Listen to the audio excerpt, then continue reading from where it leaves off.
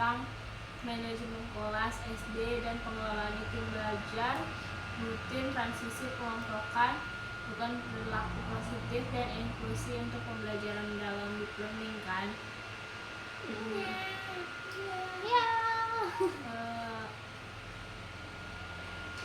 Manajemen kelas itu kan bukan sekadar menangani masalah, melainkan tuh bagaimana strategi mendesain situasi belajar untuk mencegah gangguan sebelum terjadi. Fokus utamanya itu pada membangun suasana belajar yang aman, tertib, dan inklusif agar perangkat pembelajaran NPP ataupun modul ajar itu dapat berjalan efektif demi tercapainya deep learning. Jadi manajemen kelas tuh kan biasanya sering disalahpahami kayak cuma sekedar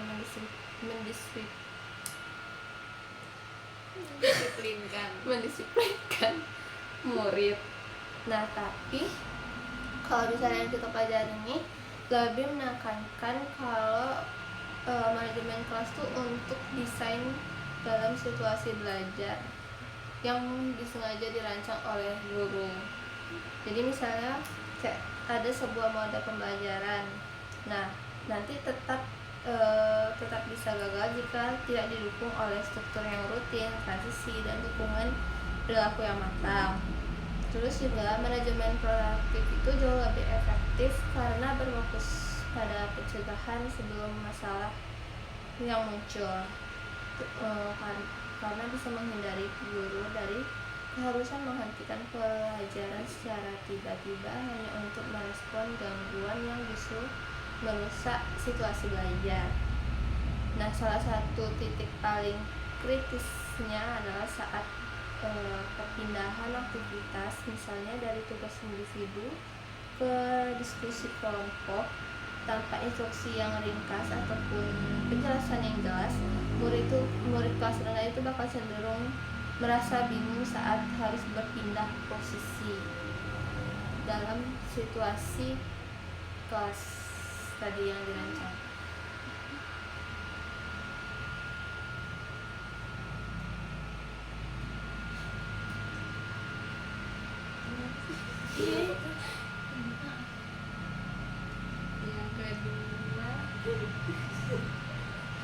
Yang kedua manajemen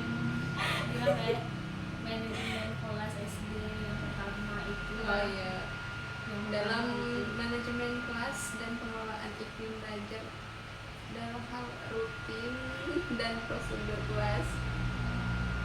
Nah, rutin dan prosedur ini bertujuan untuk membuat kelas berjalan sendiri dan mengurangi beban kontrol guru. Rutin ini kebiasaan otomatis seperti prosedur masuk kelas, memulai tugas, dan menutup pembelajaran. Dan prosedur spesifik ini langkah jelas untuk aktivitas tertentu. Misalnya prosedur bertanya, angkat tangan, dan prosedur berbicara.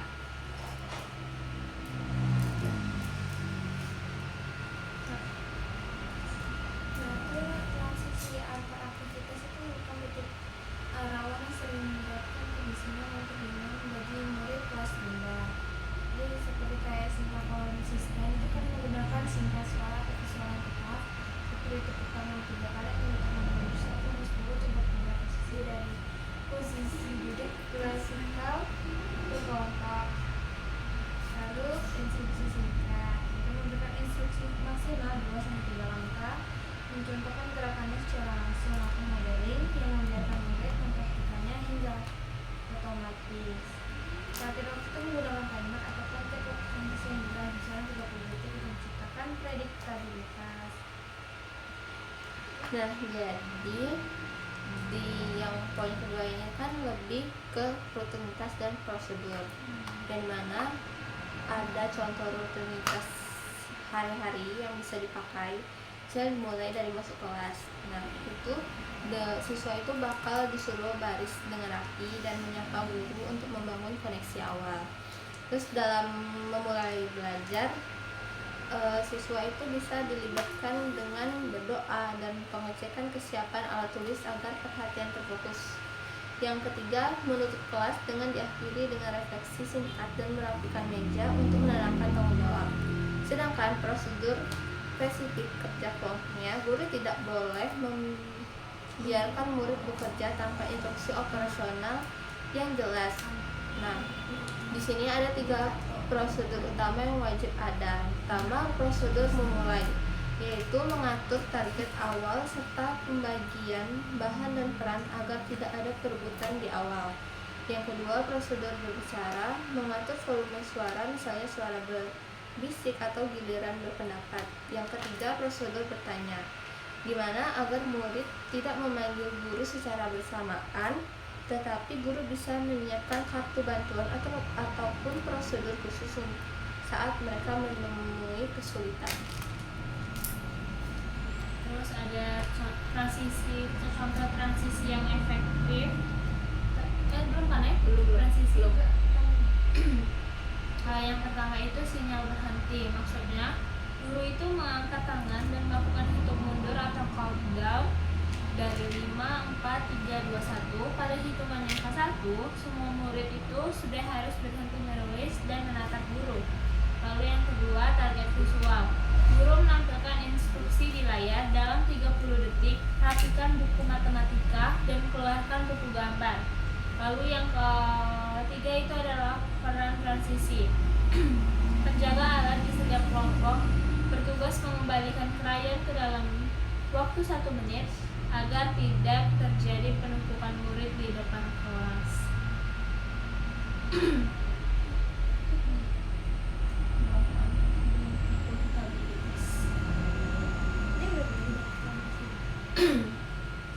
Selanjutnya, pengelompokan dan akuntabilitas individu. Jadi agar kerja kelompok itu tidak didominasi oleh segelintir murid, itu diperlukan struktur yang kuat. Yang pertama, ukuran ideal, yaitu 3-4 murid per kelompok untuk meminimalkan sikap pasif. Lalu peran yang jelas. Nah, adanya pembagian peran seperti ketua proses, pencatat, penjaga waktu, dan pelapor. Poin yang ketiga, akuntabilitas. Jadi setiap murid itu harus memiliki kontribusi nyata, misalnya melalui produk individu kecil atau exit ticket di luar hasil kelompok. Lalu di pembentukan akuntabilitas ini tuh kayak misalnya kita membuat kelompok kecil itu ada 3-4 murid dengan kriteria itu yang heterogen, lalu memasukkan murid itu yang sudah lancar dengan yang masih belajar. Lalu kalau pembagian peran itu, jadi setiap murid itu kayak memiliki peran spesifik seperti jadi ketua, jadi kayak menulis tugasnya, lalu kayak dia tuh kayak penjaga waktu sama pelapor. Lalu murid itu kayak dalam itu kayak diwajibkan untuk ngumpulin produk individu kecil seperti kartu jawaban mandiri. Lalu kayak sebelum hasilnya digabung menjadi kedua kelompok. Jadi dia itu kayak ada tugas atau produk individu dulu, baru nanti itu kerja dalam kelompok gitu. Itu kelompokan dan akuntabilitas sendiri. Nah, di dalam akuntabilitas itu kan ada tantangan karena adanya murid yang mendominasi. Nah, di sini tuh ada 3 pengelompokan untuk pembagiannya. Yang pertama ada pembagian peran, di mana guru harus menetapkan peran yang sesuai dengan kekuatan murid seperti adanya ketua, pencatat, penjaga waktu, dan pelapor. Yang kedua, produk individu, di mana selain hasil kerja kelompok, setiap murid wajib menghasilkan produk individu, misalnya kartu jawaban masing-masing sebelum kartu itu bakal digabungkan. Yang ketiga, pengelompokan heterogen, di mana murid yang sudah lancar dipasangkan dengan yang masih belajar untuk mendorong proses tutor sebaya. Lalu ada dukungan perilaku positif atau positive behavior support. Dukungan ini berfokus pada hubungan guru murid yang hangat namun tetap profesional. strategi yang digunakan itu meliputi yang pertama, narasi positif, menyebutkan perilaku baik yang sedang dilakukan murid untuk memperkuat ekspektasi. Lalu yang kedua itu prakoreksi, itu mengingatkan aturan sebelum memulai aktivitas yang berisiko. Lalu yang ketiga, pilihan terbatas, memberikan opsi yang tetap mengarah pada tujuan. Misalnya, boleh menulis jawaban atau menjelaskan secara lisan. Lalu dukungan perilaku positif ini kan kayak guru tuh merespon kalau anak tuh mengakui masalah atau itu dengan tanpa merusak hubungan dengan murid. Nah itu kayak bisa kita dengan misal kayak koreksi bermasalah itu kayak koreksi yang dilakukan secara cepat, tenang, dan jika bisa itu kayak secara tujuan agar tidak mempermalukan murid. Dibikin lagi, Cok. Lalu ada pilihan Nggak tahu. Iya, Cok. Enggak apa-apa, biar sampai lama kan. lalu ada pilihan terbatas. Jadi dalam pilihan terbatas itu kayak kita tuh memberikan opsi kepada murid untuk mengarahkan kembali ke tujuan belajar, seperti memilih untuk menyelesaikan tugas secara lisan atau tertulis. Jadi murid itu disuruh memilih.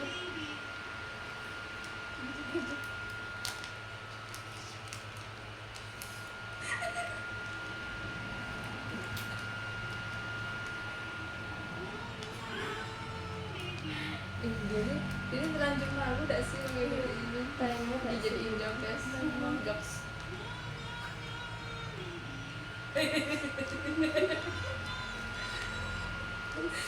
Kayak Yes.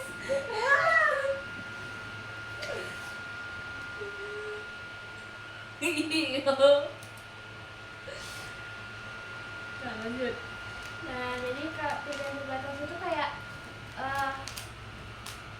kita tuh ngasih opsi gitu loh ke siswa, kayak misalnya kalau kan nggak salah nih bikin tugas, jadi kita ngasih dulu tugas lagi, terus kayak kita tuh kasih opsi ke siswa tuh memilih untuk tugasnya tuh mau lisan atau tertulis. Lalu ada penguatan, ini menyebutkan perilaku murid yang sudah diharapkan untuk mendorong kelompok lain melakukan hal yang sama.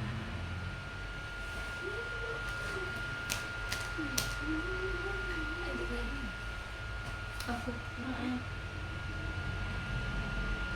Nah, terus ada strategi koreksi yang bisa dilakukan guru untuk berkomunikasi menentukan apakah murid itu tetap terjaga saat terjadi pelanggaran yang ada di dalam kelas.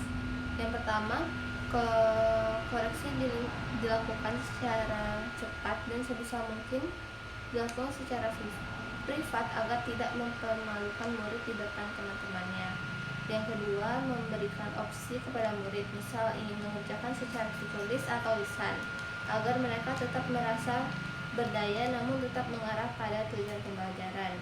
Yang kedua, penanganan masalah umum, seperti murid yang sering melamun, gunakan kalimat "apa targetmu" dalam 2 menit ke depan daripada sekedar hanya menegur murid tersebut. Yang kedua, guru bisa menggunakan talk tokens agar semua murid mendapatkan kesempatan bicara yang sama. Yang ketiga, menggunakan sinyal suara 1 dan meminta murid menggunakan suara berbisik yang cukup didengar teman kelompoknya saja untuk menghentikan kebisingan yang ada di dalam kelas. Itu apanya? Yang komunikasi yang penanganan masalah yang dibaca. Dukungan perilaku positif.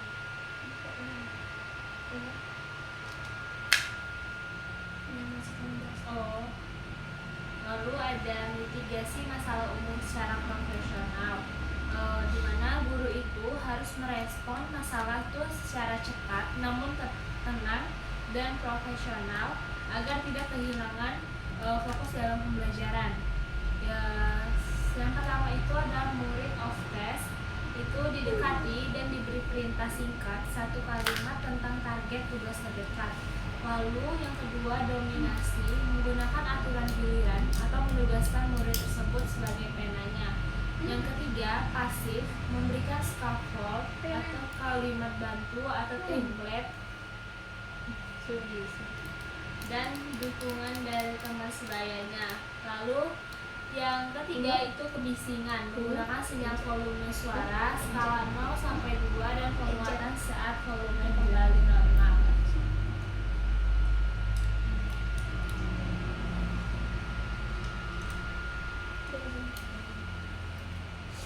Selanjutnya ada contoh respon terhadap masalah atau kalimat kunci.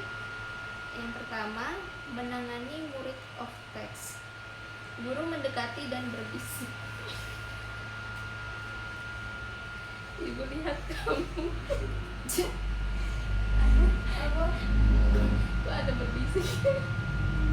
Ayo. Ya, dan berbisik. Ibu lihat kamu belum mulai. Apa targetmu dalam 2 menit ke depan? Semua kayak Naila tadi kan? Ada juga. Selanjutnya, menangani dominasi. Terima kasih pendapatnya Andi.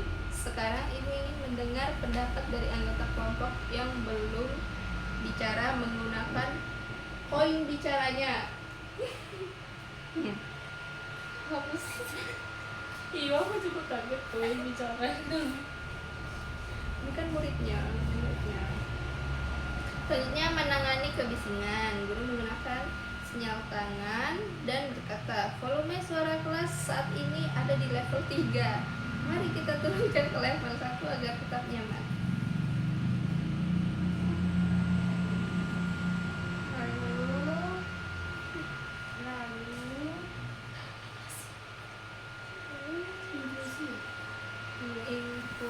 Inklusi kan. Inklusi untuk pembelajaran mendalam. Jadi manajemen kelas itu tuh harus mampu memfasilitasi keragaman kebutuhan belajar agar setiap murid itu merasa aman untuk mencoba. Jadi misalnya dalam scaffolding itu memberikan bantuan tambahan berupa gambar, benda konkret atau template kalimat bagi murid yang kesulitan memahami konsep. Lalu ada penggunaan jadwal visual untuk membantu murid itu memahami alur aktivitas kelas. Lalu memberikan peran kelompok sesuai dengan kekuatan individu murid. Misalnya murid yang suka berbicara diberikan peran sebagai pelapor. Terus apa? Masih ada. Terus di dalam inklusi dan dukungan pembelajaran, manajemen kelas yang baik itu harus memfasilitasi perbedaan kemampuan individu melalui strategi dukungan ataupun scaffolding. Yang pertama, dukungan konkret, di mana untuk murid yang kesulitan dengan konsep abstrak seperti matematika, guru menyediakan gambar benda konkret.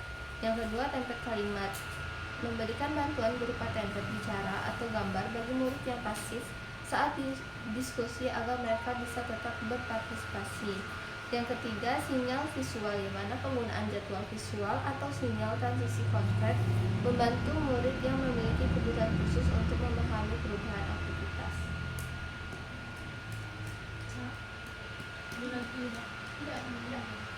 Berarti langsung ke LK deh. Ada lagi. Oh, lanjut mana?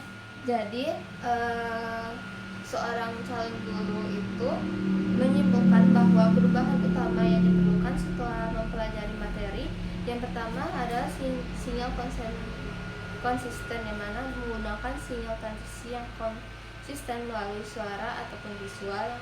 Yang kedua, modeling untuk mengajarkan prosedur melalui demonstrasi langsung dan latihan hingga menjadi otomatis bagi murid. Yang ketiga, penguatan positif untuk memberikan penguatan singkat kepada kelompok yang bekerja dengan benar untuk mendorong perilaku serupa pada kelompok lainnya. Bisa LK.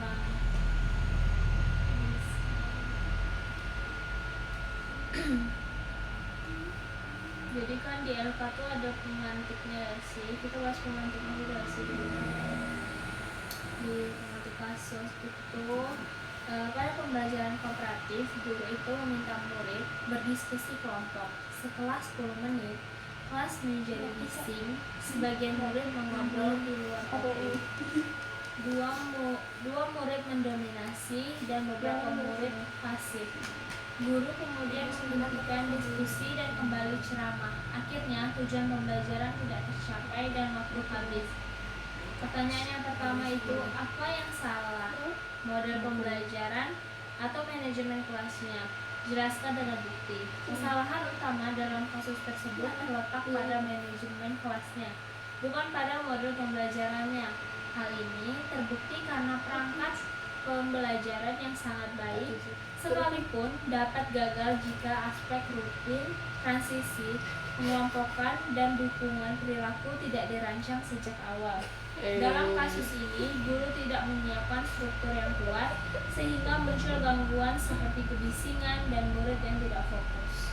Lalu kedua itu ada pertanyaan rutin atau prosedur apa yang seharusnya disiapkan sebelum kerja kelompok dimulai. Jadi sebelum kerja kelompok dimulai itu guru seharusnya itu menyiapkan rutin dan prosedur yang stabil untuk meminimalkan gangguan. Jadi prosedur yang paling krusial meliputi langkah memulai kerja kelompok yang mencakup pembagian peran dan bahan. Prosedur berbicara untuk mengatur giliran serta volume suara, serta sinyal transisi yang jelas agar murid tahu kapan harus memulai atau berhenti. Lalu, yang ketiga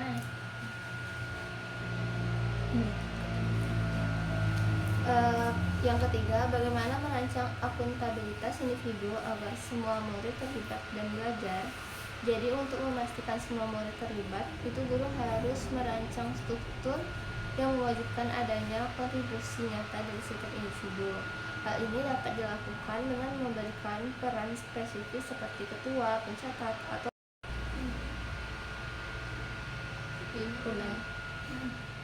Jadi yang ketiga, bagaimana merancang akuntabilitas individu agar semua murid terlibat dan belajar. Untuk memastikan semua murid terlibat, guru perlu merancang struktur yang mewajibkan adanya kontribusi nyata dari setiap individu. Hal ini dapat dilakukan dengan memberikan peran spesifik seperti ketua, pencatat, atau penjaga waktu, serta mewajibkan setiap murid mengumpulkan produk individu kecil selain hasil kerja kelompok mereka. Selanjutnya pertanyaan cek pemahaman.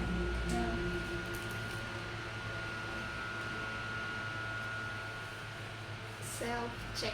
Yang pertama, mengapa manajemen kelas proaktif lebih efektif daripada reaktif? Manajemen kelas proaktif lebih efektif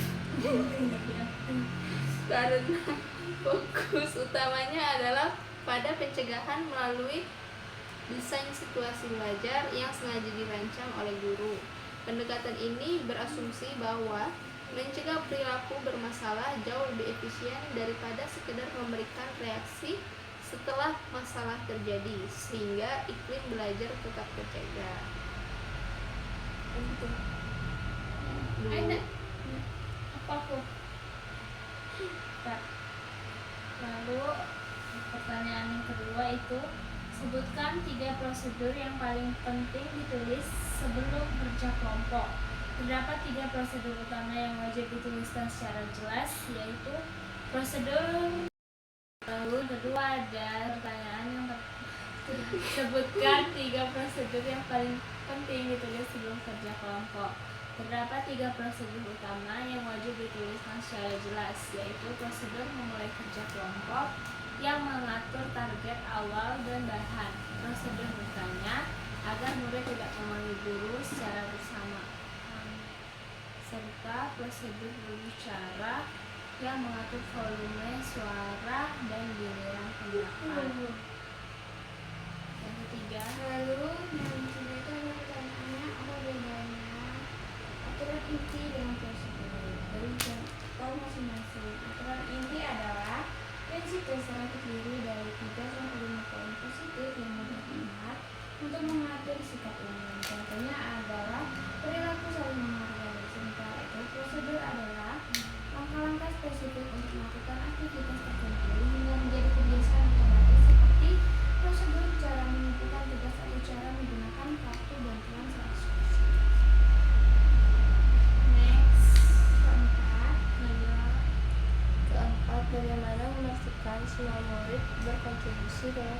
kelompok. Keterlibatan semua murid dapat dijamin melalui penerapan akuntabilitas individu yang ketat di dalam kelompok. Guru harus memastikan adanya pembagian peran yang jelas dan menggunakan alat bantu seperti checklist, proses kolaborasi untuk memantau kontribusi setiap murid selama aktivitas berlangsung. Lalu yang kelima, apa contoh koreksi yang tegas tetapi tetap menjaga martabat murid? Koreksi yang efektif harus dilakukan secara tepat, tenang, dan jika memungkinkan dilakukan secara privat agar tidak mempermalukan murid di depan teman-temannya. Contohnya adalah memberikan pilihan terbatas yang tetap mengarah pada tujuan pembelajaran, seperti memberikan opsi kepada murid untuk menyelesaikan tugas secara tertulis atau menjelaskan secara lisan. Nah, lanjut lampiran 9A.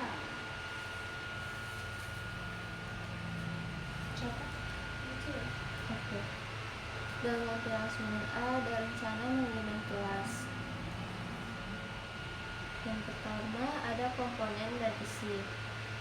Komponen tujuan iklim kelas, isinya menciptakan suasana belajar yang aman dan kolaboratif di mana setiap murid merasa berani mencoba memecahkan soal matematika tanpa takut salah.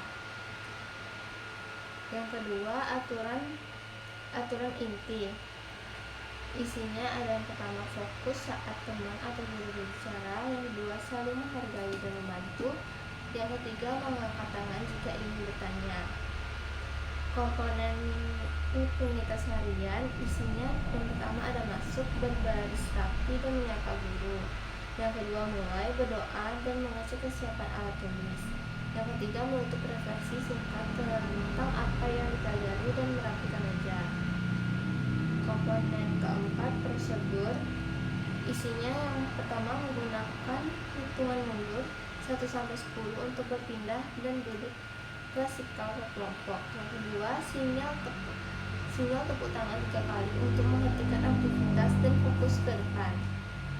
Komponen kelima catatan khusus, isinya memberikan bantuan tambahan scaffolding berupa gambar benda konkret untuk murid yang masih kesulitan memahami konsep pembenaran. Itu yang 9A. Lalu lampiran 9B itu ada checklist rutin dan transisi. Di sini kami men-checklist semua pernyataan. Yang pertama ada sinyal mulai atau berhenti yang konsisten. Lalu yang kedua instruksi transisi maksimal 2-3 langkah ditulis singkat. Ada timer atau target waktu transisi. Lalu ada peran kecil untuk membantu transisi, penjaga alat kah atau penjaga waktu. Lalu penguatan diberikan setelah transisi sukses. Lalu rencana tidak lanjut jika transisi gagal. Lalu ada 9C, yaitu rencana pengelompokan dan akuntabilitas individu. Dengan komponen yaitu ukuran kelompok, pilihan itu 3-4, detailnya 4 murid per kelompok. Catatan inklusinya itu memastikan kelompok kecil agar semua anak itu aktif. Lalu ada komponen kriteria dengan pilihan heterogen atau homogen. Jadi dengan detail heterogen itu berdasarkan tingkat kemampuan. Dengan catatan inklusi, pasalkan murid yang sudah lancar menghitung dengan yang masih belajar. Lalu ada komponen peran dengan pilihan ketua atau pencatat atau penjaga waktu ataupun pelapor. Dengan detail ketua, pencatat, penjaga waktu dan pelapor. Catatan inklusinya itu peran diberikan sesuai kekuatan murid, misal yang suka bicara menjadi pelapor. Lalu ada komponen akuntabilitas individu dengan pilihan produk individu kelompok. Detailnya itu produk individu kecil yaitu seperti kartu jawaban masing-masing. Lalu catatan inklusinya itu setiap murid harus menunjukkan hasil dengan mandirinya sebelum digabung. Udah ya, Cak? Selanjutnya lampiran 9D. Itu adalah tabel masalah umum kelas dan respon guru.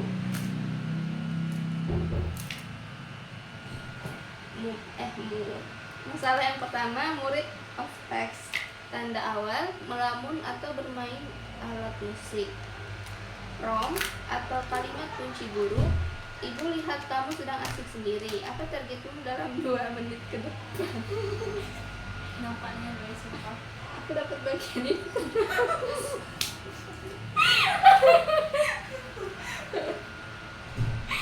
Tindak lanjutnya, cek kembali dalam 2 menit. Masalah yang kedua, dominasi. Tanda awal, 1 murid menjawab semua jawaban. Kalimat kunci guru, terima kasih. Nah, sekarang ayo kita dengar ide dari temanmu yang lain. Tindak lanjutnya, gunakan token sadar semua berbicara. Masalah yang ketiga, pasif. Tanda awalnya, diam saja saat diskusi kelompok.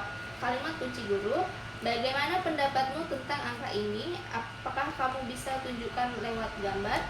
Tindak lanjutnya, beri bantuan template atau gambar. Masalah yang keempat, kebisingan. Tanda awal, suara teriakan antar kelompok. Kalimat kunci guru, sinyal suara 1 ya, gunakan suara berbisik agar cukup didengar temanmu saja. Tindak lanjut, gunakan timer visual. Selanjutnya 9E is Ibu bukunya ada di yang dari Indonesia. Oh iya. Tampilan 9A itu berisi peer review rencana manajemen kelas dengan 2 alasan kuat dan 1 saran. Reviewernya kelompok 4, tim yang di-review itu kelompoknya apa sih? 3. 3 atas. Iya, 3 ya? 3 kan? 3. Dulu ya. Aku udah salah.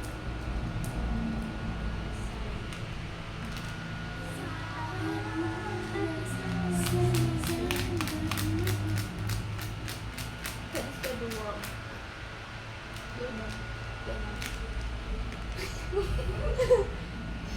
Harusnya ada sini. Tim yang di-review itu kelompok 3. 2 hal yang kuat itu prosedur transisi dan rutinitas yang terstruktur. Rencana ini memiliki sinyal kendali yang sangat konkret, seperti penggunaan sinyal 3 kali dan target waktu 30 detik untuk transisi kelompok. Adanya rutinitas harian yang jelas, mulai dari masuk kelas hingga exit tiket, membantu menciptakan prediktabilitas bagi murid SD. Yang kedua, strategi inklusivitas dan akuntabilitas yang matang. Penggunaan visual schedule dan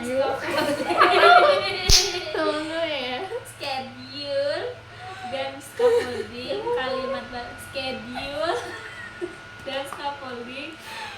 bantu atau template menunjukkan empati terhadap keragaman kecepatan belajar murid. Selain itu, pembagian peran yang dirotasi dan kewajiban mengisi kartu catatan individu memastikan tidak ada murid yang pasif dan kelompok. 1 saran perbaikan itu penguatan dan rencana kontingensi transisi. Pada checklist lampiran 9B, poin mengenai penguatan setelah transisi sukses dan rencana tindak lanjut jika transisi gagal masih kosong atau belum terperinci. Disarankan untuk menentukan konsekuensi logis yang positif atau prosedur modeling ulang. Yang pertama, aturan inti jelas dan positif itu ada. Prosedur transisi konkret dan realistis ada akuntabilitas individu dan kerja kelompok ada. Lalu strategi penguatan dan koreksi proporsional tidak ada. Dan yang terakhir ada catatan inklusi dan dukungan murid yang membutuhkan scaffold ada. Refleksi bab. Lalu refleksi bab yang pertama itu Iya, gak salah.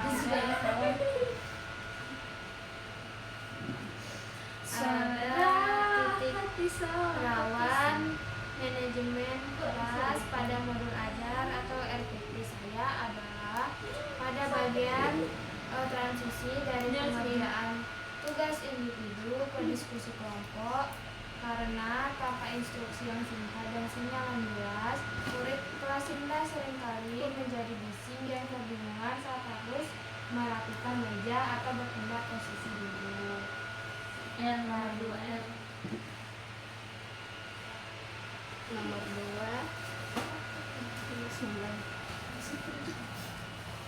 prosedur yang paling saya perlukan adalah prosedur transisi menggunakan sinyal visual atau suara yang konsisten, dan cara mengajarkannya kepada murid adalah dengan memberikan instruksi maksimal 2-3 langkah, mencontohkan gerakannya secara langsung, lalu membiarkan murid mempraktikannya hingga menjadi otomatis.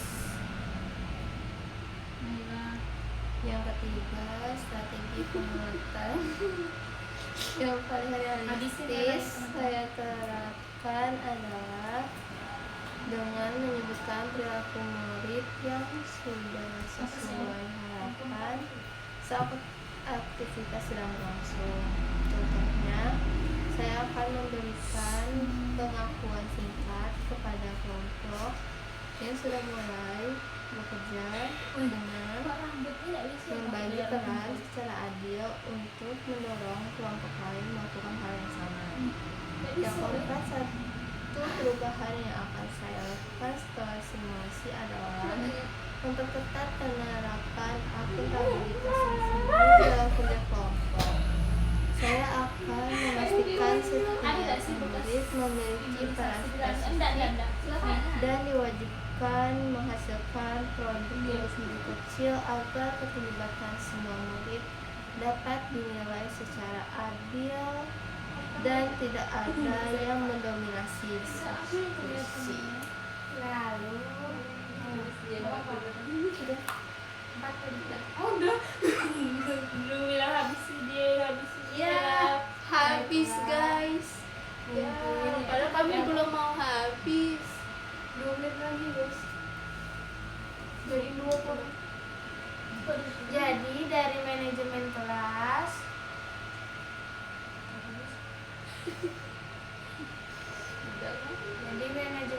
itu tuh misal anak tuh